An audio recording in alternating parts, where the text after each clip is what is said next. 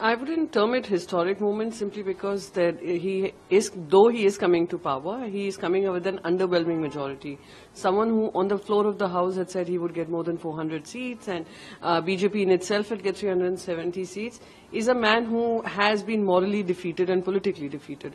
But having said that, I wish him all the very best, and I hope in this term, he would take people along. He would continue to work. I would want him to work for the people rather than continuing to be the dictatorial behavior that we had seen in his earlier 2 terms. And I wish progress and development of the country deserves the kind of growth that is needed under a new leadership. Sonia Gandhi said that PM Modi suffered a political and moral.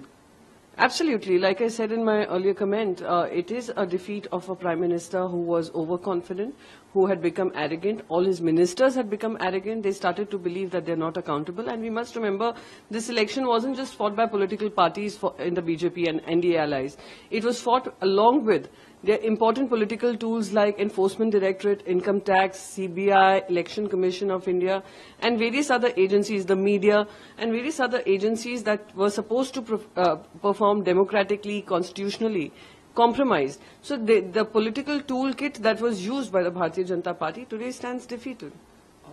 Sonia Gandhi re-elected as chairperson of Congress parliamentary. I wish her all the very best. She has continued to guide the party from seeing lows to the highs that they have seen in this particular election.